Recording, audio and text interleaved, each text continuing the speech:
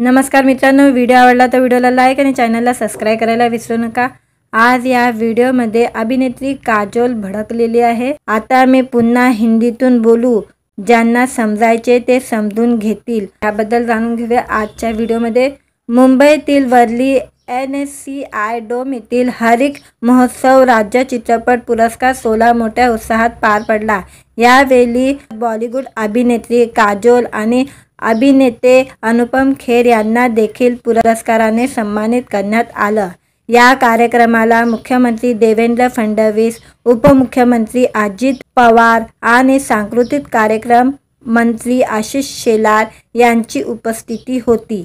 यावेळी प्रतिष्ठित लता मंगेशकर पुरस्कार सह 60वा आणि 61वा राज्य मराठी चित्रपट पुरस्कार वितरित करण्यात आले। यासोबत छत्रपती शिवाजी महाराज महावारसा या नव्या पुरस्काराचीही घोषणा करण्यात आली। दरम्यान या कार्यक्रमापूर्वी अभिनेत्री काजोलला पापाराजीने हिंदीत बोलण्यास सांगितल्यानंतर ती भडकलेली पाहायला मिळाली। नेमकं काय घडलं ते जाणून घेऊया। अभिनेत्री काजोलला हिंदीतून प्रतिक्रिया विचारण्यात आली तेव्हा तिने स्पष्ट नकार देताना पाहायला मिळाली। आता मी पुन्हा हिंदीतून बोलू, ज्यांना समजायचे ते समजून घेतील, असं काजोल म्हणाली।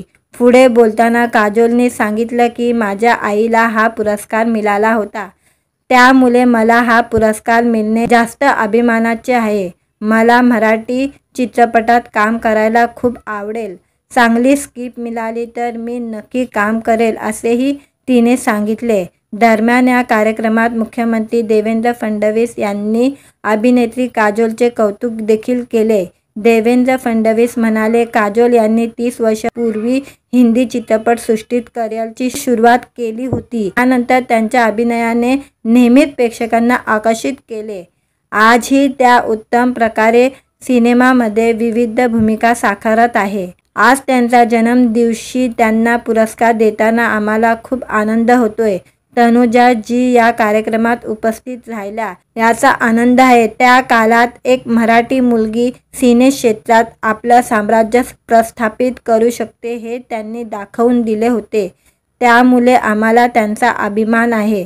मित्रांनो, व्हिडिओ आवडला तर व्हिडिओला लाईक आणि चॅनलला सबस्क्राइब करायला विसरू नका।